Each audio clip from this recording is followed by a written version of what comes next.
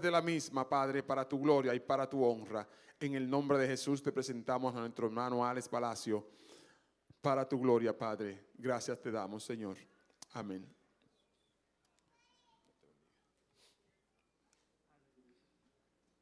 Dios les bendiga.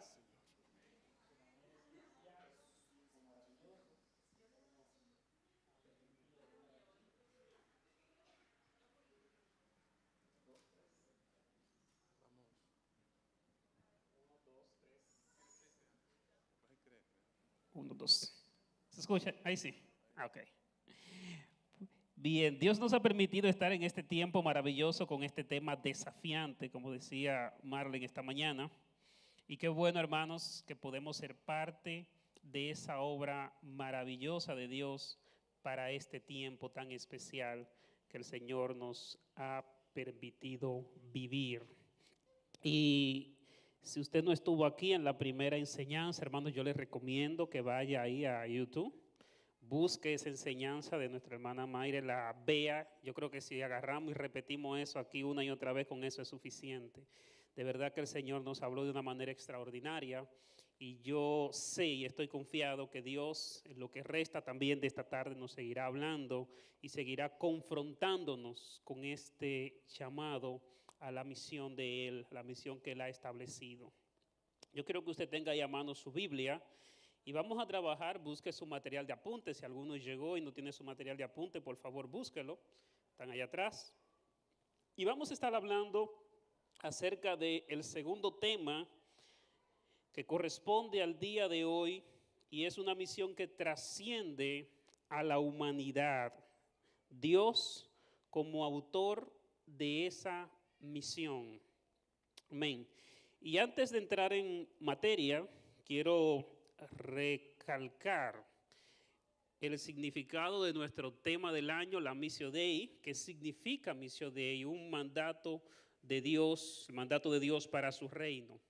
La Missio Dei es un concepto que lo usamos para distinguir la misión normal de la iglesia con esa misión general de Dios. Es una misión que involucra al Padre, involucra al Hijo, involucra al Espíritu Santo. Esa misión que Dios siempre ha tenido, que no es un plan B, como escuchábamos esta mañana.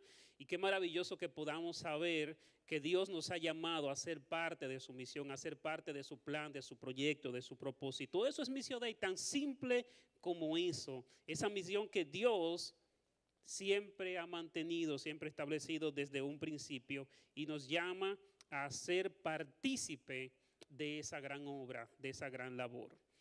Así que de eso estamos hablando y ese es el tema que vamos a trabajar y a desarrollar durante todo este año, cómo podemos involucrarnos, ¿verdad?, en ese proceso, en ese llamado a la misión de Dios.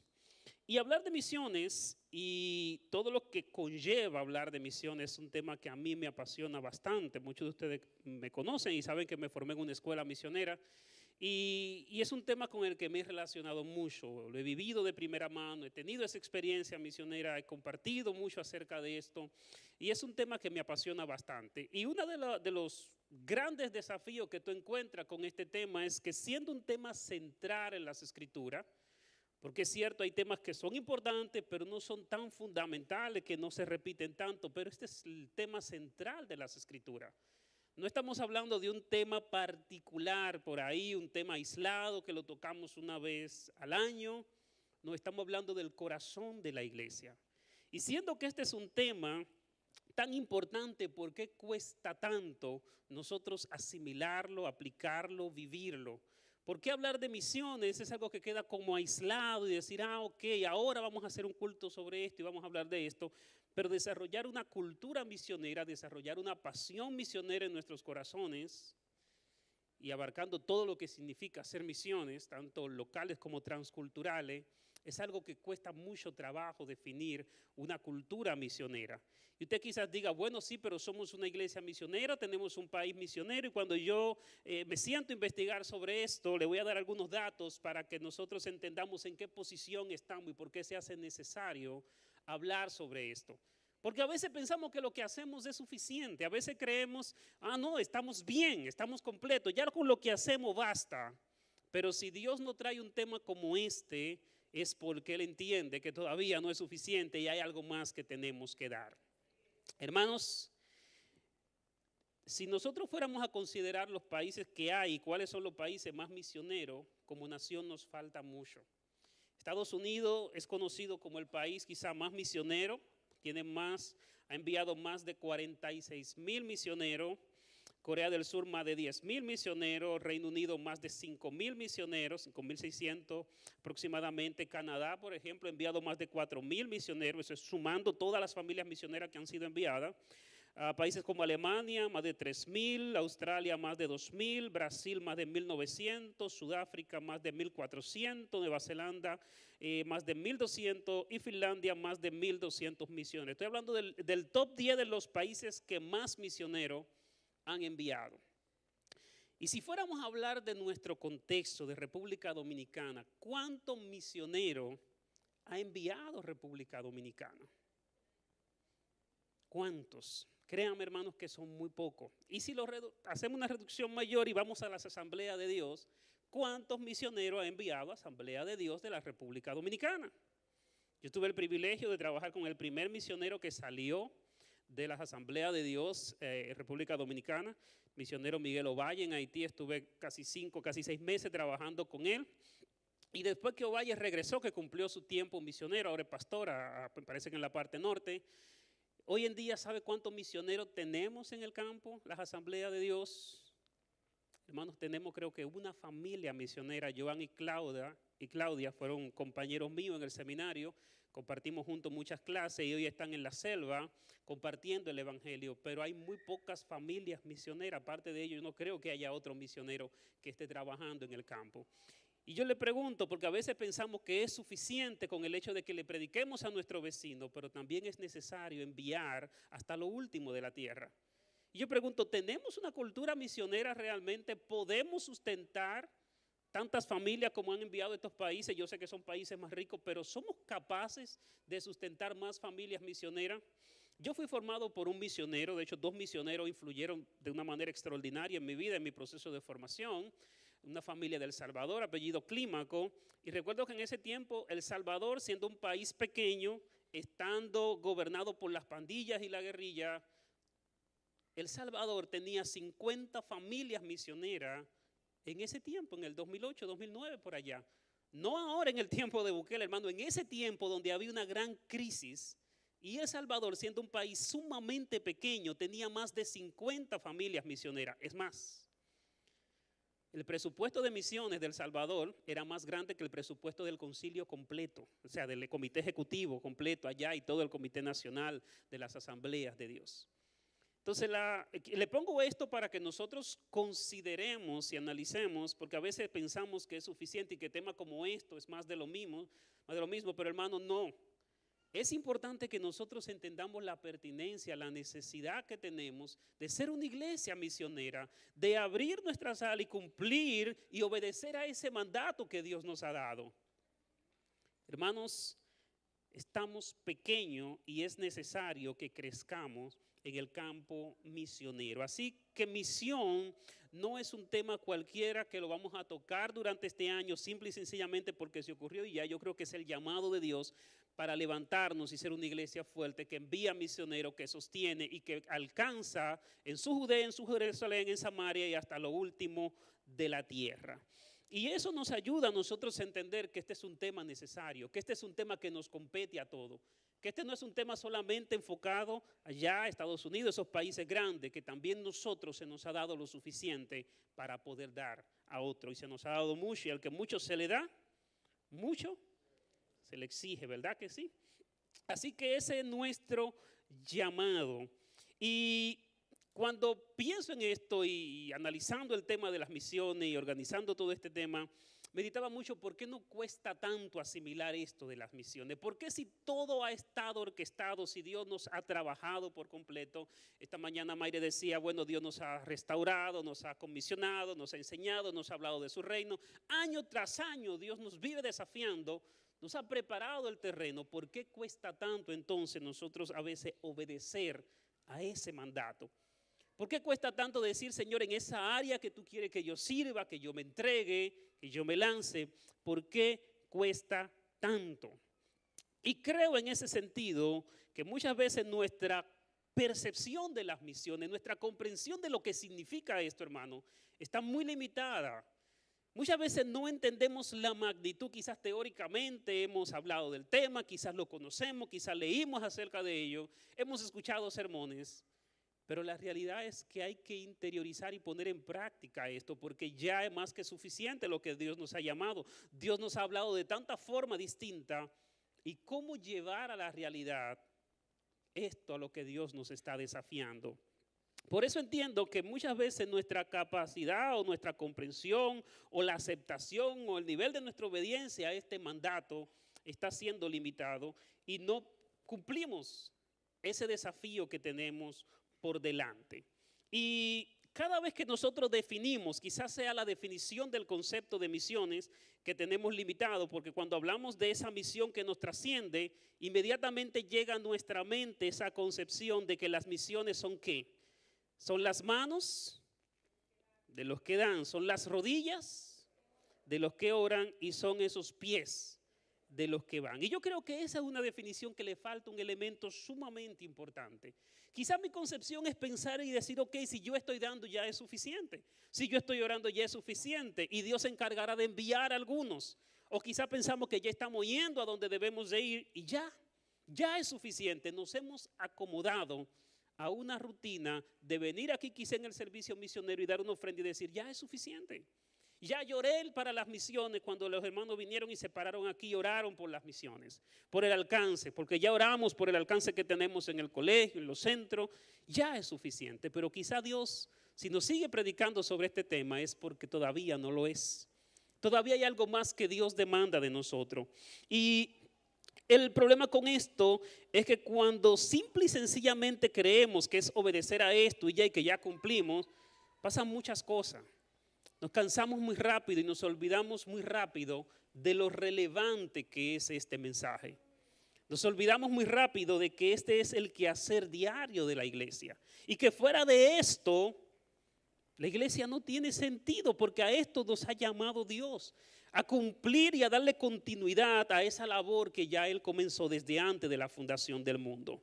Así que la iglesia, por lo general, se ha limitado a este mandato que demanda obediencia y obedecemos temporalmente y decimos, bueno, si yo voy a cumplir con esto, porque un sermón como este puede provocar, o el que predicamos esta mañana, podría provocar en usted que decir, bueno, ya yo cumplo con todo eso. Ya ese sermón no es para mí, porque ya yo estoy haciendo lo que tengo que hacer. Y es posible que usted sienta que es suficiente. Por eso quise comenzar enfocando que nos falta mucho por crecer, todavía no lo es. O quizá usted sea del hermano que dice, oh, me voy a sentir ahora, hay un dolor aquí, como esa carga, ese peso, que usted dice, wow, no estoy haciendo. Así que usted pasa toda esta semana, este día, diciendo, wow, siento ese peso por alcanzar a otros. Siento que Dios me está hablando y ese peso usted se mantiene y se va para su casa pensando que el sermón le dio duro. Dice, caramba, este sermón me confrontó. Pero es posible que usted se acuerde de esto en el próximo culto misionero cuando le hablemos más de misiones. Este año va a ser un tormento para muchos porque toda la semana vamos a hablar de misiones y quizás toda la semana usted se va a sentir atormentado diciendo, pero sin responder al llamado. Y no hay cosa que te haga sentir más pleno que ese deber cumplido, que decir estoy haciendo aquello para lo cual Dios me llamó. Pero hay personas, hermanos, que se acostumbran a ese peso que te produce la palabra de Dios cuando te confrontan. Y yo no quisiera que usted ni yo pasemos un año completo martirizándonos con estos temas, porque si cada semana hablaremos de misiones, si cada semana estos temas nos van a confrontar, yo no sé cómo usted va a terminar este año. Pero lo cierto es que cuando usted va a una actividad misionera, usted sale muy confrontado. Esos temas lo machacan a usted, le dan duro. ¿Y cómo vamos a terminar de este proceso? Y eso lleva a que mucha gente también podría terminar ignorando y diciendo, sí, un tema más. Eso no tiene nada que ver conmigo. Y pasamos por alto y preferimos poner nuestro rostro de lado y decir, eso no tiene nada que ver conmigo. Porque o respondo a ese llamado y obedezco a lo que la enseñanza me está diciendo, o me paso todo el tiempo lamentándome porque no estoy cumpliendo con lo que Dios me sigue diciendo, o quizás es más fácil ignorarlo. Quizás es más fácil venir de lado y decir, no, eso no tiene que ver conmigo. ¿Y cómo logramos entonces que estas enseñanzas puedan materializarse en nuestras vidas. ¿Cómo logramos que nuestra iglesia al finalizar este año podamos decir hemos crecido en el área de alcanzar a otros, en el alcance a los no creyentes, sea donde sea que estén, no importa? Y muchas veces esto es lo que nos pasa, lamentablemente. Ahora, responder efectivamente a las misiones requiere de creyentes que entiendan que esto va mucho más allá que la mera obediencia. Casi siempre que se nos habla de un mandato, relacionamos mandato con obediencia. Si se te manda, pues tú tienes que obedecer. Y decía ahorita que por lo general nosotros relacionamos que las misiones comienzan con la mano de los que dan, que son los que envían al mismo tiempo, con la rodilla de la iglesia que ora y con los pies de los que van. Pero yo creo que las misiones comienzan muchísimo antes, porque antes de hacer todo eso, hay que obedecer. La pregunta aquí es cómo obedecemos a este mandato. ¿Cómo logramos que las misiones se encarnen en nuestra vida, en lo que hacemos a diario, en nuestra razón de ser, en nuestros planes, en nuestros proyectos de vida? Hermanos, este es el desafío que tenemos por delante y a esto es que Dios nos está desafiando. Así que simplemente obedecer no es algo que se va a dar así, por la simple y sencilla razón que nuestra naturaleza pecaminosa siempre se opone en contra de la voluntad de Dios. Hermano, nosotros queremos vivir nuestras propias vidas, queremos vivir nuestros propios planes, nuestros propios proyectos. Y cuando Dios nos desafía a las misiones, se supone que yo tengo que poner mis planes y proyectos de lado para decirle a Dios, Señor, aquí estoy, voy a hacer tu voluntad. Hermano, no es tan fácil el tema, no es una simple obediencia, porque yo no puedo hacer misiones en un pequeño fragmento de mi vida. Dios demanda toda mi vida para poder obedecer a ese mandato. Toda mi vida, y no solamente la mía, Dios llama a una familia completa. Así que cuando me involucro en responder a las misiones, no solamente Dios me está llamando a mí, está llamando a mi esposa, a mis hijos, mi familia, lo que tengo, todo lo que me rodea, mis recursos, mi tiempo, todo, mi preparación, gira en torno a ese plan y proyecto de Dios. Por eso no es tan sencillo, porque pone de lado, pone en un segundo plano mis proyectos y mis planes personales. Hermanos, y por naturaleza desde el principio, cuando el ser humano cayó, lo hizo porque quería seguir su propia voluntad. Y nosotros luchamos con eso dentro de nosotros. Así que no es tan fácil obedecer. Y la pregunta aquí sería entonces, ¿cómo logramos esto? ¿Cómo logramos obedecer? ¿Cómo logramos responder a ese mandato? ¿Cómo logramos que la obediencia de ese llamado sea algo real en nosotros? Ese es nuestro gran desafío. Porque lograr esa obediencia en nosotros, créame que no es fácil, vamos a luchar constantemente con eso. Así que para poder obedecer, para poder honrar ese llamado, se requiere esa obediencia, pero esa obediencia hay que buscar ahora la manera en cómo la vamos a hacer una realidad. Y para eso, hermanos, hay que tener un corazón rendido en adoración a Dios. Para poder obedecer hay que estar rendido en adoración a Dios. No hay forma de que nosotros seamos obedientes a alguien que no amamos, porque tampoco no es un tema de que vamos a regañadiente. Dios espera que yo le obedezca con pasión y con amor, con denuedo, por gusto, con gozo, con alegría. Dios no espera que yo vaya a regañadiente, a regar tratado por ahí a la calle, a decirle, mira, para salir de ti rápido, para cumplir con lo que Dios me dijo. No, ese es el tipo de obediencia que Dios demanda. En el reino de Dios, el tipo de obediencia es de un esclavo que por amor se entrega con pasión, con denuedo, a servir y a predicarle a otro, porque no tiene ningún sentido usted decir que Dios salva, que Dios da vida, que Dios da gozo y usted salir a predicar enojado, simple y sencillamente por cumplir y por obedecer. Hermano, no es el tipo de obediencia que Dios demanda de nosotros. No es venir a un culto, aquí a una reunión, porque estoy cumpliendo con me dijeron que tenía que venir. Esa no es la idea. Cuando Dios nos llama a proclamar su palabra, de mi corazón tiene que brotar esa emoción, ese deseo profundo de decir, estoy obedeciendo a Dios, pero qué gusto.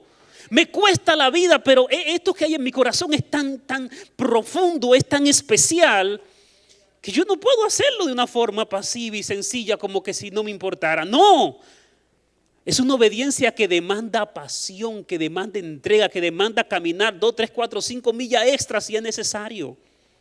Donde voy a pagar para servir, para dar. porque quiero encontrar esa oportunidad, no importa lo que tenga que sacrificar. Ese es el tipo de obediencia que Dios demanda de nosotros. Y esa obediencia solo es posible a través de una adoración genuina. No hay manera de nosotros poder obedecer a ese señorío, a ese mandato, si no somos capaces de adorar y reconocer a ese Dios que nos llama, a ese Dios que nos manda. Y pensemos en esto, cuando amamos a alguien es fácil obedecerle. Cuando tú honras y respetas a alguien es fácil obedecer. Ahora, cuando tú no conoces a una gente, que tú no sabes quién es esa persona, tú dices, tú tienes que hacer esto, quizá tú lo haces a regañadiente. Hermano, no es lo mismo que por ahí en la calle un policía que usted no conoce le diga, parquéese ahí, a que su papá, su mamá, el pastor, alguien que usted conoce, alguien que usted ama, dice, párate ahí. Usted lo hace con todo el gozo del mundo, usted no tiene problema. Porque usted conoce a esa persona que se lo está diciendo. Pero hermano, una obediencia sin conocer a ese que te demanda, a ese que te está pidiendo que obedezca, es algo terrible. Es algo muy difícil porque te están demandando entregar tu vida quizás sin tú conocer a esa persona que te lo está demandando, y eso sí que es duro. Por eso siempre digo, la adoración o las misiones no comienzan simplemente dando, las misiones comienzan mucho más atrás, comienzan en un corazón rendido en adoración a Dios. Ese corazón primero tiene que conocer, tiene que ver, tiene que contemplar la grandeza de ese Dios de las misiones. Por eso la Missio Dei hace un énfasis no solamente en lo que hay que hacer, sino en el Dios que demanda eso que hay que hacer. Y el día de hoy, hermanos, hemos venido aquí a poner nuestros ojos, no solamente en el mandato que tenemos, sino en el Dios del mandato. No solamente en lo que yo tengo que hacer, sino el Dios que me pide que haga eso que debo de hacer. Esa es la Missio Dei. Eso es lo que Dios está demandando de nosotros, porque va a ser imposible que hagamos este trabajo con eficacia, con denuedo, con gozo, si no sabemos para quién lo estamos haciendo. Es muy diferente trabajar para el Señor de la obra cuando usted no lo conoce, a trabajar para ese Señor de esa obra cuando usted sí lo conoce, cuando usted sabe quién es Él. Y eso es lo que nos enseña la misión de Dios. Así que el reino de Dios, la obediencia es un acto de amor como respuesta a una adoración genuina a ese señorío de Cristo. Hermanos, si yo no entiendo el señorío de Cristo, si yo no soy capaz de rendir mi vida como siervo delante de Dios, de decirle, Señor, aquí estoy, porque lo que estoy viendo delante de mí es tan asombroso que cómo no decirle, sí, Señor, aquí estoy, envíame a mí porque lo que estoy viendo es maravilloso. Lo que estoy viendo trasciende a cualquier plan o proyecto de vida, porque el Dios que está diciendo ve, Él es relevante, Él nos trasciende. Hermano, nunca haremos misiones si no conocemos al Dios de las misiones. Nunca será un acto de obediencia con gozo cuando no sabemos de dónde viene ese mandato. Así que responder a ese mandato misionero, a ese llamado, requiere que primero ese que da el mandato sea nuestro Señor. Y yo creo que ahí es donde está nuestro mayor conflicto. Porque nosotros queremos ser dueño y Señor de nuestras propias vidas. En el fondo queremos pensar que nosotros nos hicimos a nosotros mismos, que nos valemos a nosotros mismos, que el sustento de nuestra vida viene de nosotros, que respiramos por nuestra propia cuenta. Y no hemos entendido el señorío de Cristo. No hemos entendido que Dios es quien gobierna. Ahorita cuando Mayre predicaba yo decía, wow, me encanta el hecho de que ella fuera al verso 18. Porque siempre leemos Mateo 24, 19, id por todo el mundo, vayan. Pero se nos olvida que ese ir por todo el mundo le precede un por tanto. Por esto que yo le estoy diciendo en el verso 18, y vamos a ir un poquito más para atrás, nos vamos a ir hasta el 17 y ver qué es lo que pasa en el 17 para poder responder a lo que dice el verso 19 y el verso 20. Porque hasta que Cristo no se convierte en mi Señor, hermanos, es imposible nosotros poder rendir obediencia y sumisión a ese llamado. Es pedirle a un pez que vuele, es pedirle a un pájaro que anda por los aires que viva debajo del agua. No hay manera de nosotros obedecer a la misión que Dios nos ha dado si no somos gobernados. Dígame, ¿a quién un soldado le debe obediencia? Es a su Señor, al que está por encima de él.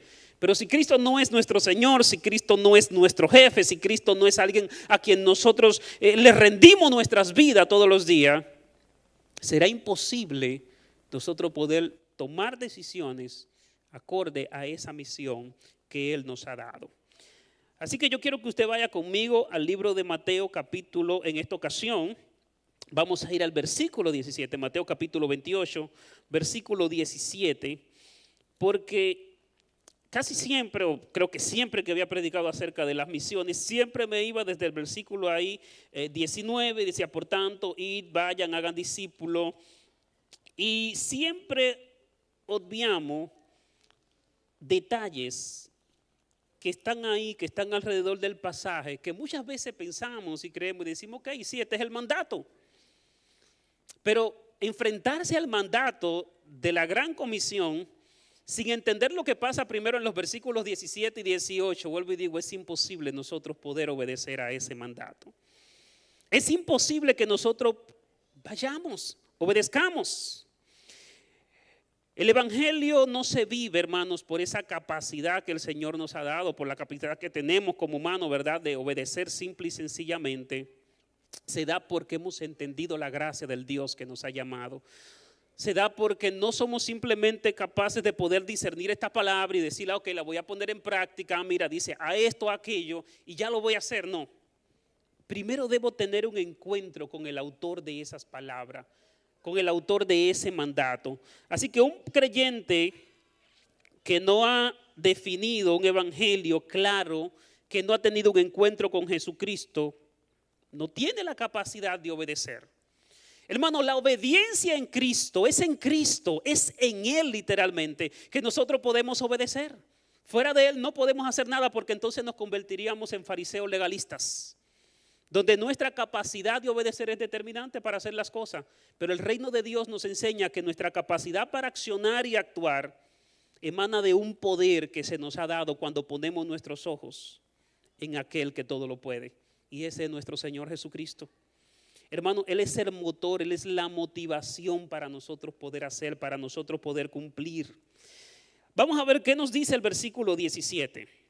Dice el texto, y vamos a ir parte por parte de este versículo. Y cuando le vieron, dice el texto, le adoraron. Vamos por parte, ¿verdad? Le adoraron. Y yo quiero que usted comience a ver el escenario y se ubique conmigo en el contexto de los discípulos antes de recibir este mandato. Porque hoy Dios nos está comisionando, pero es importante entender el contexto de este mandato. Porque no entender el contexto de este mandato posiblemente me lleve a ignorar el mandato y no veo la relevancia que tiene. Hermano, Jesús había muerto en la cruz, había resucitado, había convivido con algunos de los discípulos, había aparecido una y otra vez. Y en este momento se reúne para comisionar a los discípulos. Ya Jesús va a ascender al cielo y Jesús de repente se le aparece a los discípulos. Eso es lo que dice el texto. Y dice el texto que cuando le vieron, lo primero que hicieron los discípulos en ese momento fue que, hermanos, le adoraron. Era normal, y usted ve toda la Biblia anterior a esto, y cada vez que los discípulos se acercan a Jesús, ¿qué hacían los discípulos? Salve, maestro, rabí, shalom. O sea, siempre había un saludo formal de un discípulo a su maestro. Eso era lo normal, eso era lo común. Pero a medida que los discípulos fueron experimentando esa relación con Cristo, a medida que Jesús se le fue revelando de manera progresiva, muchos de ellos todavía no entendían quién era realmente el Mesías prometido. Muchos de ellos no entendían quién era Jesús. Recuerden que Jesús calma la tempestad y los discípulos dicen, pero ¿y quién es este? Que el viento y el mar le obedecen. En su corazón está pasando algo porque dice, ven acá, pero el Dios del universo, el Dios que está en el cielo, el creador de todas las cosas, no se va a encarnar. No puede ser esta persona que yo tengo aquí delante. Pero Jesús comienza a dejar destello tras destello de su grandeza, de su gloria, de su majestad. ¿Y saben qué? Que lo que culminó con este proceso, que hizo que los discípulos, a viva voz, antes que saludarle y antes que cualquier otra cosa, se rindieran en adoración a Dios y reconocimiento de lo que Él era, de quién Él era, fue esa resurrección de entre los muertos. Allí los discípulos no había la menor duda, claro, dice el texto, habían algunos que todavía dudaban, que todavía no tenían claro, y pero ¿cómo es esto? Pero hermanos, cuando los discípulos ven a Cristo, lo primero que hace es que rinden su vida en adoración. La adoración tiene que ver con ese postrarse, con ese inclinarse, con ese reconocimiento del señorío, de la soberanía. Tú eres Dios, tú eres Señor. Hermanos, si nuestra vida no está rendida delante de Cristo, si nuestra vida no va en adoración cada día, nuestros corazones no serán aptos de obedecer a ese mandato, a ese llamado. Obedecer el mandato de Dios requiere que primero nuestros corazones se postren, se rindan, vengan delante de Él diciendo: Señor, tú eres Dios. Eso era lo que los discípulos estaban diciendo cuando se postran ante Jesús y le adoran. Tú eres Dios, tú eres nuestro Señor. Si estamos aquí es porque todo es por ti y para ti. Hermanos, esa debe ser nuestra actitud delante de Dios. Ese debe ser nuestro día a día delante del Señor, porque sin eso lamentablemente no vamos a poder, no hay forma de nosotros responder a este llamado. Así que yo le pregunto, ¿qué fue lo que hizo que estos discípulos rindieran su vida, pusieran de lado ese saludo tradicional? Ellos vieron a Cristo, eso es lo que dice el texto. Ellos miraron y viéramos de misiones. Es necesario que primero nosotros entendamos cómo logramos que este órgano terco que tiene nuestro ser interior, que se llama corazón, que está enfocado en sí mismo, ¿cómo hacemos para que se doblegue ante un mandato que este corazón terco no quiere obedecer, no quiere hacer? Yo tengo que ser consciente de esa realidad, que mi corazón no quiere obedecer. Mi corazón, el pecado lo ha moldeado, lo ha forjado. ¿Para qué? Para que sea soberbio y siga su propia voluntad. Así que todos los días, así como hacía David, yo tengo que predicarle a mi corazón y decirle: alma mía, alaba a Jehová. Reconoce que el Señor es tu Dios. Tienes que rendirte delante de Él, tienes que postrarte delante de Él, tienes que reconocer la grandeza del Dios que te está llamando. Porque constantemente nuestro corazón nos eleva, nos hace sentir superiores, nos hace sentir que todo esto gira en torno a nosotros. ¿Cuáles son los programas de la iglesia que giran en torno a mí, a mi necesidad, a lo que yo quiero, a lo que yo busco? ¿Cuál es la canción que va a salir ahora, que va a estar enfocada en lo que yo anhelo, en lo que yo quiero, en lo que yo busco? Por eso esas canciones venden tanto. Por eso esos sermones son tan apreciados, ¿verdad? Porque si mi corazón escucha el mínimo sonidito enfocado en Él, en sus propios deseos, en sus propios anhelos, hermano, nuestro corazón, sin darnos cuenta, terminamos rendidos ante eso. Y le damos toda la pleitecita, todo el reconocimiento, porque nuestro corazón engañoso de eso vive, con eso se alimenta. Por eso nuestro culto tiene que ser racional, tiene que ser consciente. Yo tengo que saber que mi ser interior no le agrada, no le interesa rendirse delante de Dios. Por eso yo tengo que someterlo, tengo que doblegarlo. Y a veces en contra de mi voluntad yo tengo que decirle: alma mía, alaba a Dios, reconoce a tu Señor. Si no es así, hermanos, no vamos a obedecer. No vamos a obedecer. Tenemos que mirar a ese que es digno de que nuestro corazón se doblegue y se postre. Y eso es lo que pasa cuando nosotros abrimos nuestros ojos. Porque ¿qué le precede a la adoración? Pensemos en esto. Miren, el cumplimiento de un mandato demanda obediencia, ¿verdad? Para que haya obediencia primero tiene que haber un mandato, pero para que haya obediencia, yo le decía, tiene que haber ¿qué? Un corazón que se rinde en adoración, en reconocimiento del señorío de aquel que nos está mandando. Pero para adorar, entonces, ¿qué yo tengo que hacer? Yo tengo que ver, yo tengo que contemplar, yo tengo que reconocer. Los discípulos inmediatamente entran y ven, y Jesús entra y llega, y ellos ven a Jesús. La respuesta natural de ver a Cristo es adorar. Entonces, ¿dónde que está el problema en sí mismo? Tenemos que buscar la raíz de nuestra desobediencia al mandato de Dios. Tenemos que encontrar esa raíz, que es lo que está inclinando mi corazón en otra dirección. Porque esto no es un asunto donde yo digo: yo voy a obedecer las misiones, ya yo escuché el sermón, ahora le voy a poner una pistola a mi corazón y lo voy a someter a que obedezca. No funciona así, hermano. El corazón es un órgano espiritual que, mire, se va a ir por donde usted lo alimente.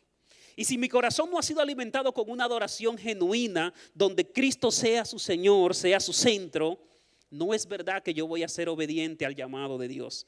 Mire, aunque intelectualmente usted entienda qué es lo correcto, aunque intelectualmente usted sepa por dónde hay que ir, cuál es lo correcto, qué es lo que hay que hacer, a la hora de la verdad, usted sabe lo que va a hacer su corazón. Lo va a guiar en una dirección contraria, va a hacer que usted se enfoque en usted mismo. Y conscientemente, o sea, aquí en su juicio, en su cabeza, usted va a ser muy excelente. O sea, nosotros decimos lo correcto aquí, así, eso es correcto, eso es así. El pastor dijo que era por aquí y usted interpreta todo eso a la perfección. O sea, tenemos una capacidad intelectual de entender lo que es correcto, pero cuando se nos demanda obedecer entonces a esas directrices que se nos han dado, ay, hermano, qué difícil es entonces someter el corazón a la obediencia. Entender intelectualmente un mensaje es fácil. Ahora, entenderlo con el corazón y someterlo, eso no es fácil, eso no es sencillo. Por eso digo, la obediencia no es algo que comienza simple y sencillamente con un mandato y ya. Va mucho más profundo, va al centro de nuestros corazones, y para que nuestro corazón se postre, hermano, hay que exponerse a la gloria de Cristo. Quien me escucha sabe que yo voy a ser reiterativo en esto, pero es que no hay otra manera que no sea mirando a Cristo, que no sea contemplando a Cristo, que no sea rindiendo nuestra vida delante de aquel que merece toda alabanza, toda adoración. Y mire, yo se lo puedo demostrar de muchas formas posibles. Encontramos un personaje que se pone a la disposición de la misión y dice: Señor, heme aquí, envíame a mí. Dios pregunta: ¿a quién vamos a enviar a cumplir la misión de Dios? Isaías capítulo 6. ¿A quién vamos a enviar? Pregunta la Trinidad. Recuerde que la misión de Dios es la Trinidad completa obrando, trabajando. ¿Quién irá por nosotros? ¿Quién va a seguir este llamado, este mensaje, esta misión que hemos tenido desde antes de la fundación del mundo? Pregunta Dios en Isaías 6. Yo le pregunto, antes de Isaías tener la visión, ¿hubiese Isaías respondido: sí, Señor, ven, envíame a mí? Hermanos, Isaías no necesitó mucha explicación. Isaías vio a Cristo revelado en su trono. Eso es lo que dice Juan capítulo 1. A Dios nadie le vio jamás. Y si Isaías vio a alguien, fue a Cristo el que vio, créame, porque al Padre nadie le ha visto jamás. Y eso fue suficiente para que Isaías dijera: Señor, heme aquí, envíame a mí. Obedecer a las misiones requiere de ese encuentro. Hermano, el apóstol Pablo no solamente estaba en contra de las misiones, o sea, no solamente no estaba obedeciendo, él estaba en contra. Él era del equipo totalmente contrario. Él daba cosas contra ese aguijón, dice la Biblia. Y el apóstol Pablo, camino allí a Damasco, cae. ¿Y a quién se le aparece el apóstol Pablo? Mire, no hubo que darle un año de sermones sobre las misiones. A Pablo le bastó una sola revelación de la gloria de Cristo. Y lo primero que dijo Pablo: ¿qué tú quieres que haga, Señor? ¿A dónde voy? ¿Qué es lo que tengo que hacer? ¿Por dónde me meto? Dime. Y Pablo no necesitó que tú le dijeras: mira, hay un prerequisito para tú poder hacer esto, hacer aquello. Tú tienes que formarte, tú tienes que ir al seminario. Pablo dijo: Señor, aquí estoy, lo que tú quieras conmigo. Pablo no salió a predicar al otro día. Duraron 15 años de su vida Pablo ahí, tranquilo, preparándose junto a los pies de su maestro. Ve a tal calle allí que se llama a la derecha. Y Pablo fue obedientemente y dijo: Señor, pero yo no puedo predicar el evangelio como yo estoy, yo necesito aprender. Y después de 15 años, Pablo es presentado a los discípulos y comienza a proclamar el evangelio y a responder al llamado que Dios, porque no es que Dios nos va a llamar y vamos a salir de la noche a la mañana. No, hermano, pero la obediencia debe estar ahí primero, y la obediencia siempre va a ser resultado de ese encuentro especial con Cristo. Cuando Pablo tiene esta revelación, no hubo que dar muchos argumentos.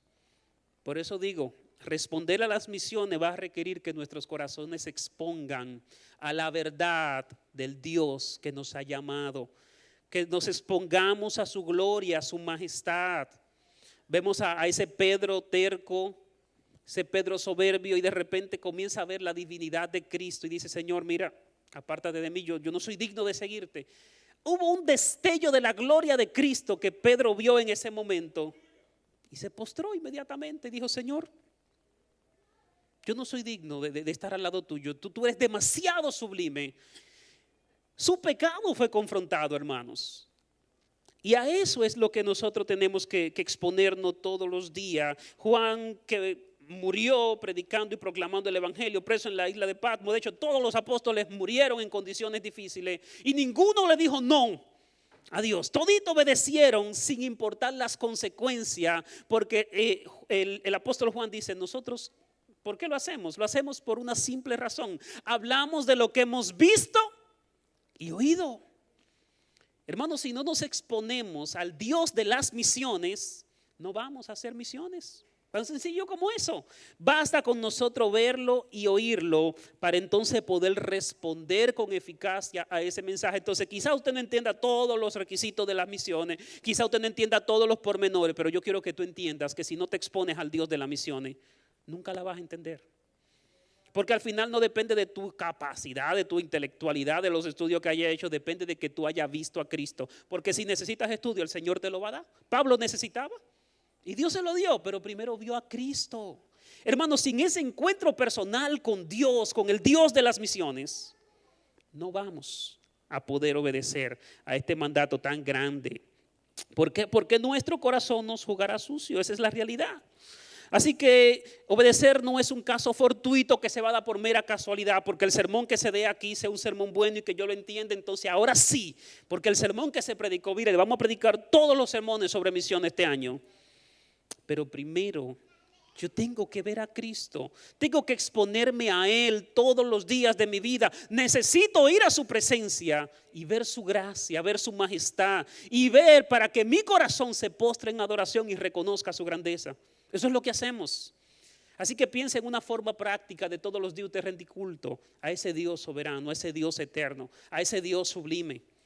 ¿Dónde están esas canciones que exaltan a la gloria de ese Dios majestuoso? Búsquela. Vaya a la Biblia, lea, investigue, estudie, medite, pero contemple a Cristo, vea a Cristo y Él hará que de su corazón brote ese amor por las misiones, porque usted terminará amando lo que Dios ama. Dios terminará forjando su carácter en usted y su proyecto y su plan de vida solo tendrá sentido a la luz de ese Dios que lo ha llamado. No habrá nada más relevante, más importante, no habrá otro sermón. Mire, además, todo lo que usted predique, usted va a buscar la manera de meterlo por ahí, meter a Cristo de la forma que sea. Porque es que no hay forma de predicar de otra cosa cuando usted ha entendido el Dios que lo ha llamado, la gracia soberana de ese Rey de Reyes y Señor de Señores, del Dios al que nosotros le estamos sirviendo. Esa es la realidad. Así que vamos a seguir aquí. Versículo 17, la parte B, dice ahí el texto que algunos dudaban. Y aquí la pregunta es, ¿de qué grupo serás tú? Todos eran discípulos del Señor, todos estaban ahí, con todo Dios había trabajado, pero unos se rindieron y lo adoraron, pero otros dudaban. ¿Seguirás dudando? ¿Qué más tiene que hacer Cristo para demostrarte que es Dios?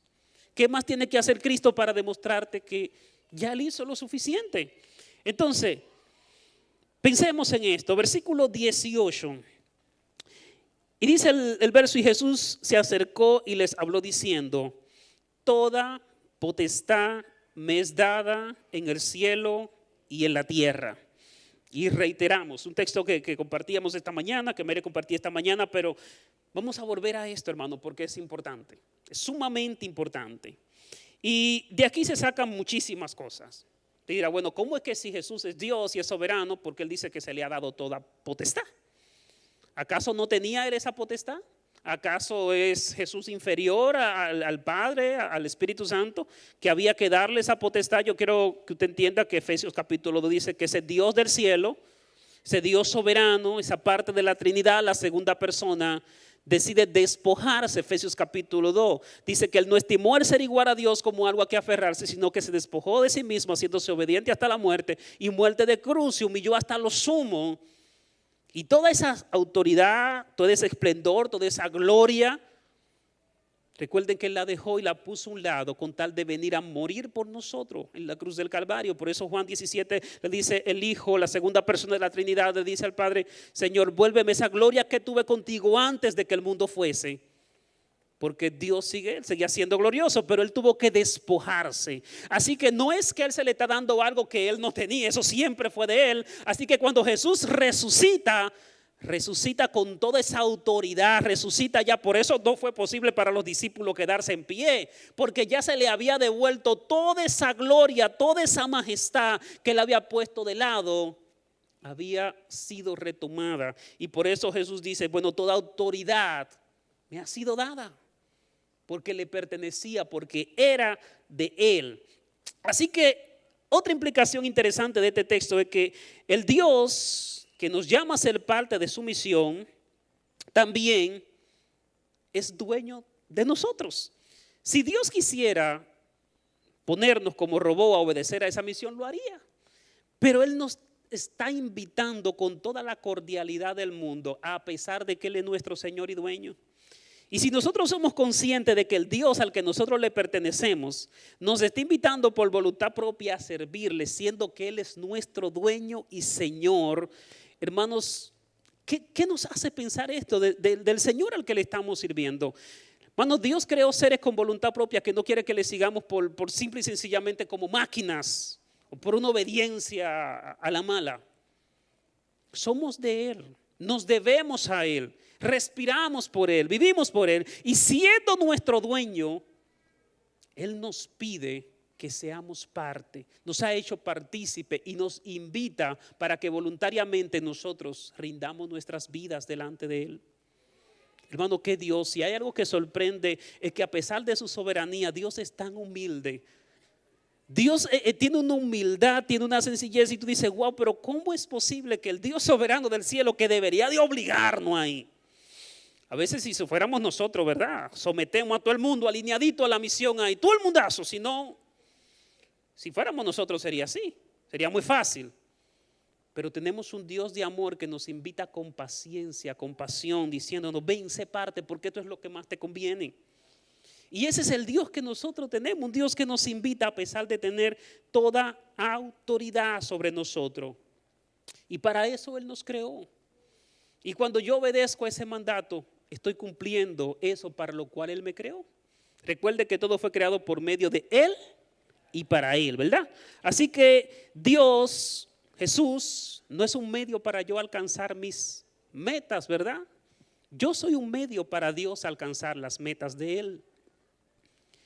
Y muchas veces hemos convertido a Dios en un medio para nuestros propios fines. Y es todo lo contrario, hermanos. Nosotros hemos sido diseñados y creados para satisfacer y cumplir el mandato y la voluntad de Dios. Y eso Dios espera de nosotros. Así que Dios no es un Dios que está ahí para servirnos. Porque hemos creado una cosmovisión cristiana enfocada en que todo gira en torno a nosotros. En que nosotros somos el centro del universo. De que todo tiene que girar en torno a lo que yo quiero, a lo que yo busco, a lo que yo anhelo. Pero no, hermanos. Somos de Él, nos pertenecemos, nos debemos a Él. Nos debemos a Él y esa debe ser nuestra actitud para nosotros poder responder a ese llamado. Así que no es servirnos del Evangelio, sino ser servidores con Dios de este santo Evangelio. Y eso es lo que nos va a llevar a responder a esa misión de Dios. Y hay una tercera cosa que me llama mucho la atención de este pasaje, y es que el Dios que nos llama a ser parte de su misión, hermanos, también es dueño de ese mundo al que vamos a alcanzar. Dios tiene toda potestad sobre todas las cosas. No solamente sobre nosotros, y a pesar de nos invita, sino que Dios es dueño y señor de ese mundo a donde vamos. Así que eso debe implicar en nosotros varias cosas. Yo no puedo tener temor porque Dios tiene control.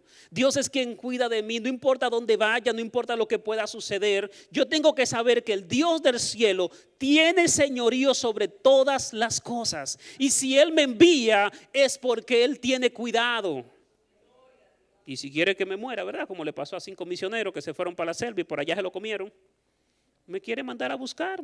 Era el papel, el momento de Dios terminar esa obra con esos jóvenes que se comieron en la selva de Ecuador hace unos añitos. Entonces Dios lo puede mandar a buscar también a través de la misión. Y su muerte puede significar la evangelización de una comunidad. Es interesante ver un misionero que va con su esposa, la tribu lo mata. Y su esposa se queda predicando el evangelio a esa tribu, ¿verdad? Donde mataron a su esposo y toda la tribu pudo conocer a Dios porque vio en este hermano un amor genuino que a pesar de ellos matarle a su esposo, siendo que su esposo fue a ayudarle, ella quedarse ahí en esa comunidad proclamando el evangelio, ellos vieron algo más y dijeron, esta tipa tiene algo diferente. ¿Por qué razón se quedó aquí? Teniendo toda la comodidad en su país, en su cultura, en su casa, se queda con nosotros a proclamarnos el evangelio. Hermanos, debemos de tener consciente que el Dios que nos ha llamado tiene control sobre todas las cosas. Así que tampoco esto debe hacernos sentir intimidados porque no somos capaces, porque no vamos con nuestra autoridad. Y esto sí me hace descansar, vamos con la autoridad de Él. Porque no vamos por nuestras fuerzas. Cuando vamos a proclamar el evangelio, vamos con la autoridad de Cristo, no con la nuestra, porque ¿quiénes somos nosotros? No son mis palabras las que van a convencer al mundo, son las palabras de Cristo. Entonces por eso yo no puedo venir a dar mis opiniones y mi idea y de lo que yo pienso y lo que yo quiero y lo que yo anhelo. No, es proclamar a Cristo. Por eso la importancia de conocer la Biblia y decir lo que la Biblia dice y ya, porque eso es suficiente. Eso es suficiente porque son las palabras de Él las que tienen autoridad.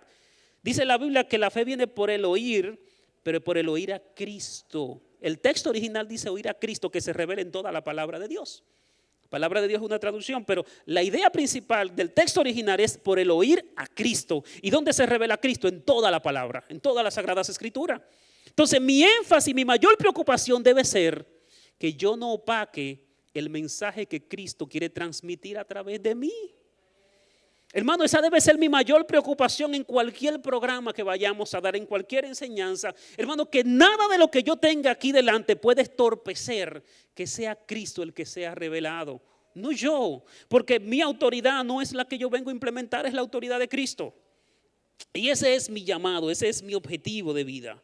Así que yo no voy a tener éxito porque, qué sé yo, que soy muy influyente. No, es con el poder del cielo que vamos. Es con la autoridad del cielo. Es porque a Dios, Él tiene toda autoridad y Él es que nos ha enviado. O sea, no depende de nosotros.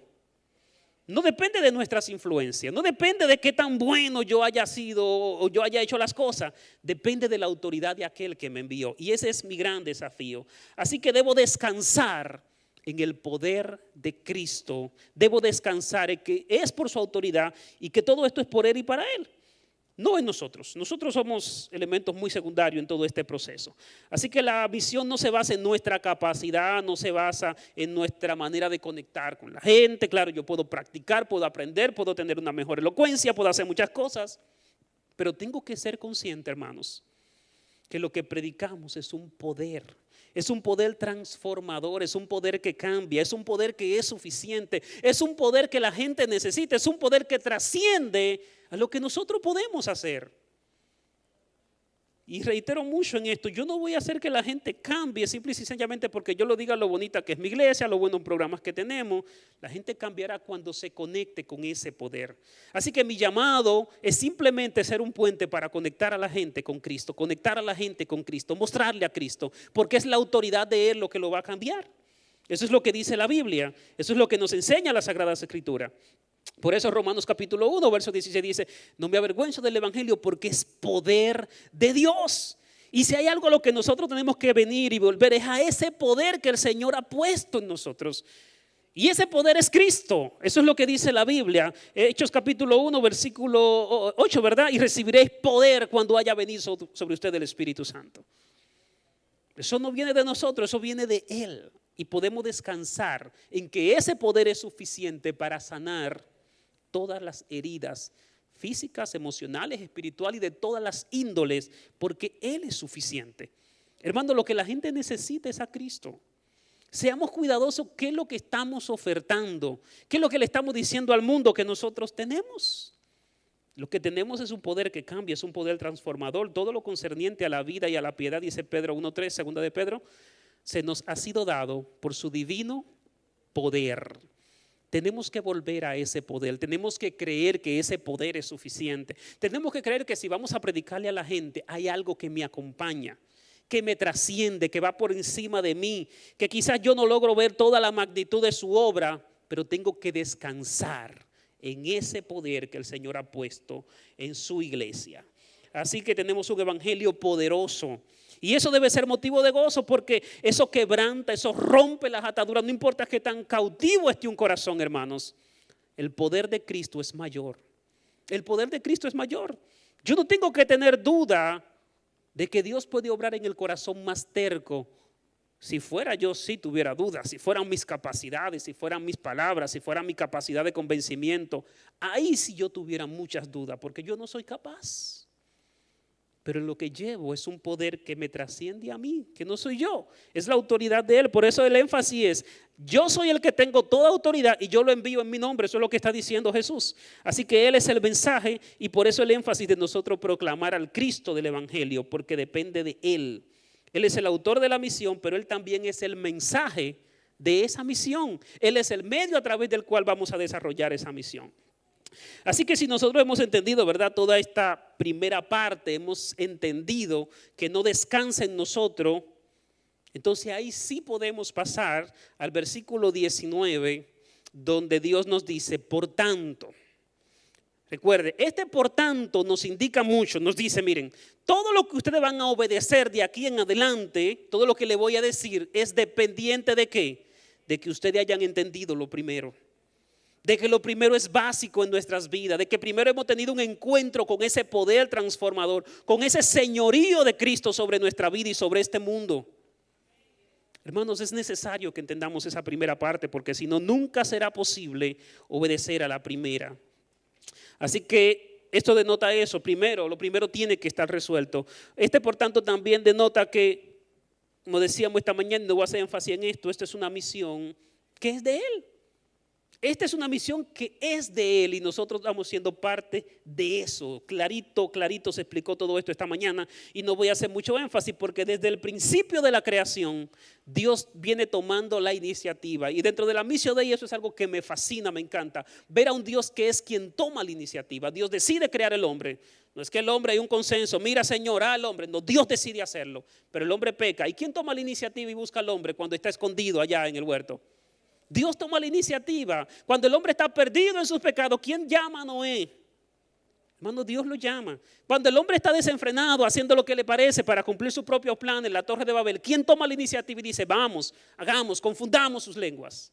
¿Quién toma la iniciativa, hermano? Dios la toma. Cuando el hombre no tenía nadie que le predicara, ¿quién llama a Abraham? ¿Quién toma la iniciativa? Es Abraham que dice, oh Señor, mira, no, Dios llama a Abraham. Y forma una nación. Cuando el pueblo estaba en esclavitud, la pregunta es, ¿quién es que toma la iniciativa y llama y se revela desde la zarza? Hermano, es Dios. Es Dios que toma la iniciativa. ¿Quién es que le manda profeta al pueblo para que se arrepientan y cumplan con su papel? Es Dios que lo hace. Y aún esta gente se revela en contra de Dios. Dios le manda una promesa de redención. ¿Y quién lo hace? Es Dios que lo hace. Es Dios que viene a morir por nosotros en la cruz del Calvario. Es Dios que decide dejar su trono, hermanos. Y cuando dice el texto acá, por tanto, o sea, todo el señorío es de Él tiene dominio sobre todo, eso nos da a entender que nos está haciendo partícipe de su obra, de su plan, de su proyecto, que somos parte de algo más grande, mucho más grande que nosotros. Eso es lo que nos dice el versículo. Y luego dice, por tanto, id y haced discípulos. Y si ya hemos entendido la primera parte, debemos tener claro que esos discípulos no son discípulos nuestros. Dios no nos ha llamado a formar seguidores. Y eso es lo que buscamos hoy, ¿verdad?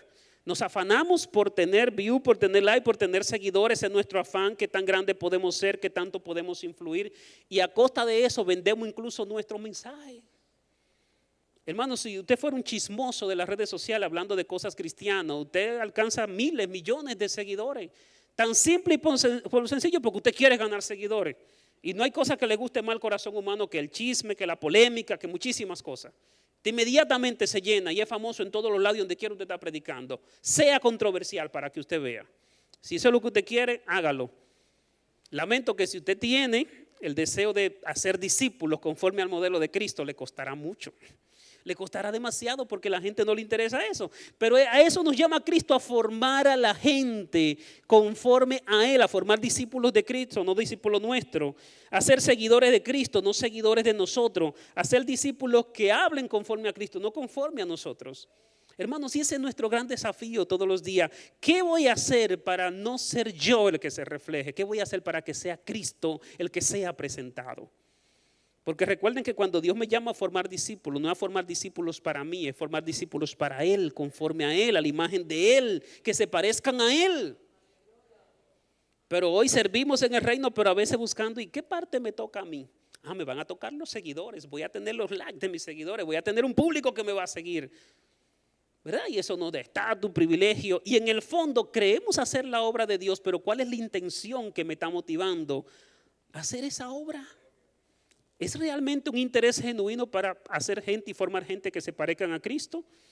¿O aprovecharme de eso, verdad? Y ganarme los créditos y a la vez cumplir con el llamado de servir a Cristo. Si Dios te quiere honrar, Él lo va a hacer como Él quiere, cuando Él quiere, de la forma que Él quiera. Pero mi intención no debe ser yo tratar de formar gente a mi imagen, sino a la imagen de Cristo, porque son discípulos de Él.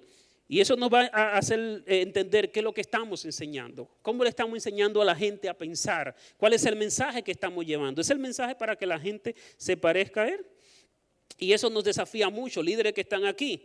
¿Cuáles son los planes para este año? ¿Cuáles son los proyectos que ha escrito? ¿Cuál es tu agenda de planificación? ¿Qué tiene ahí plasmado? ¿Cuál es el mayor propósito al que apuntarás este año? ¿Será que la gente se parezca a Cristo? ¿Tus enseñanzas apuntarán a Cristo? ¿Será que la gente con la que vas a trabajar tengan la oportunidad de mirarlo a Él? ¿Le proveerás ese espacio? Eso es lo que te preocupa. Hermano, si es así, excelente. Porque es ahí donde Dios nos desafía y nos llama a presentarlo a Él, a mostrarlo a Él. Ese es nuestro mayor desafío, porque no solamente es ir y predicar el evangelio y que la gente se convierta. Entonces aquí adentro también la Misión Day tiene un trabajo extraordinario. Y esa es la segunda etapa de la misión. No solamente alcanzar al que está allá afuera, sino que lo que estamos aquí adentro tenemos que ser conformados a la imagen de Cristo. Ese es nuestro llamado. Por tanto, id y haced discípulo. Y ese discípulo tiene que parecerse a Cristo. Y eso implica un trabajo interno demasiado grande, mostrando y revelando a Cristo cada vez que tengamos la oportunidad. Y esa debe ser nuestra oración. Dice el texto finalmente a todas las naciones. Y aquí hay una limitante muy grande muchas veces en nuestra mente concerniente a las misiones. Siempre justificamos que yo debo de predicarle, cierto, a mi vecino, a mi Jerusalén. Hermano, pero recordemos que también hay un llamado a ir por todo el mundo y predicar el evangelio hasta los confines de la tierra. No dejemos de orar por misiones, no dejemos de incentivar el hecho de que la gente se siga preparando y capacitando. Y si alguien de nuestra iglesia en cualquier momento decide, yo quiero ir a las misiones, vamos a mostrarle apoyo. Vamos a decir, vamos a apoyarte, vamos contigo. Es imposible que nosotros en el campo misionero podamos depender si no hay una iglesia detrás que nos sostenga, que nos soporte, que nos ayude, que nos envíe. Usted no sabe el gasto que implica las misiones. Cada día que tú pasas en un país por ahí lejano requiere de una iglesia que esté detrás orando, que esté ahí proveyendo, que esté supliendo. Una iglesia que te envíe, pero que esté atenta, que si hay una crisis también te saque. Porque en muchos de estos países se dan crisis. Recuerden el tiempo que estaba en Haití, a Ovalle, el misionero con el que teníamos, el concilio lo envió, pero el concilio tuvo que moverse rápido para sacarlo en un tiempo de crisis, en un tiempo difícil. Y así como hacen esas operaciones militares, así el concilio tuvo que hacer para sacar a Ovalle de Haití en un momento de crisis. Usted no se imagina los problemas que uno se enfrenta. Yo estuve en Haití y fui un aprendiz de misionero durante 5 o 6 meses que estuve allá. Y en ese tiempo yo tuve accidentes, yo pasé de todo, yo vi gente atracarla al lado mío, de todo, de todo. Se explotó la guagua, se quemó, tuve un accidente en un camión. Y a mí me pasó de todo en Haití. En esos 5 meses se trabajaba todos los días, pero gracias a Dios había un concilio, una iglesia nacional pendiente de nosotros dos. Estábamos Gio Valle y ese misionero en este lugar, pasando de todo, haciendo de todo, trabajando en diferentes comunidades. Pero la iglesia todos los días estaba ahí pendiente. Esta iglesia se fajó por completo, hizo una kermés por completa, la hermana Julia la dirigía para proveerme toda la estadía que yo iba a estar allá. Yo no podía ir solo. Hermano, si no hay una iglesia unida, no solamente a nivel local, sino a nivel nacional para enviar, es imposible que podamos hacerlo. Y eso requiere que entendamos que las misiones son aquí, pero también son en nuestra Judea, en nuestra Samaria y hasta lo último de la tierra. Y eso nos implica a todos, a todo. Todos somos parte de este proceso. Y no importa qué tan desafiante sea, Dios nos ha llamado a cumplir con esta gran misión. Y yo quiero que oremos al Señor, porque ciertamente es un desafío enorme, pero es bueno entender que esta simple oración que podemos hacer aquí de adoración, mirando a Cristo, va inclinando nuestro corazón a la obediencia, a decirle, Señor, heme aquí, envíame a mí. Que así como Isaías contempló el trono de Dios y dijo, Señor, aquí yo estoy.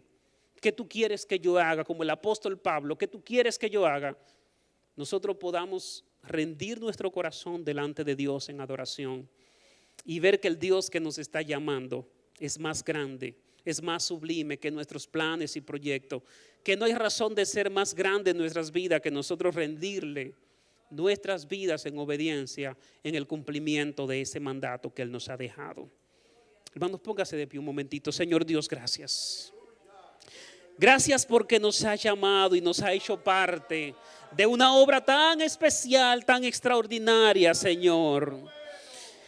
Gracias porque hoy podemos venir como iglesia delante de ti, Señor, a contemplar al Dios de las misiones, el Dios que nos ha comisionado, el Dios, Señor, que nos ha llamado a servir, Señor, en todas las facetas de tu iglesia, en todas las áreas, Dios. Gracias, Maestro, porque nos ha hecho partícipe de una obra tan maravillosa, una obra que los ángeles anhelan hacer, pero tú la has puesto en nuestras manos, Señor. Porque los ángeles todos los días ven y contemplan lo que a ti te apasiona, lo que a ti te deleita. Y a nosotros nos ha dado el privilegio, Señor, de deleitarte con una obediencia en amor, siendo partícipe de tu obra, Señor. Hoy nos humillamos delante de ti. Hoy rendimos nuestras vidas, Señor, delante de tu trono, reconociendo tu señorío, Señor. No solamente sobre este mundo pecador, sino tu señorío sobre nuestras vidas, Señor. Y que a pesar de ello nos llama con esa voz benigna diciéndonos, Señor, aquí estamos, Dios, aquí estamos para ti. Reconocemos tu grandeza, tu poderío, tu majestad. Reconocemos, Señor, que solo mirándote a ti, nuestros corazones tendrán la condición, Dios, de poder obedecer, de poder seguir ese llamado tan extraordinario que nos ha dado. Ayúdanos como iglesia a hacer una realidad, Señor, a ser una potencia misionera que alcanza, Señor, en nuestra Judea, en nuestra Jerusalén, en nuestra Samaria y hasta lo último de la tierra, Señor. Que los corazones que están siendo desafiados aquí a emprender proyectos y ministerios misioneros de alcance, Señor, en cualquier área que sea, oramos para que tú avives esos corazones, Señor, y que la iglesia podamos responder y apoyar y ser un equipo, Señor, que impacta al mundo con tu verdad, haciendo discípulos tuyos, Señor, y no nuestros. Que no seamos, Señor, de interferencia en este llamado, que podamos darte a conocer a ti, que tú seas el centro de nuestro mensaje y que descansemos en ese poder que viene de ti, Señor, en el nombre de Jesús. Gracias, Señor. Dios le bendiga, hermanos.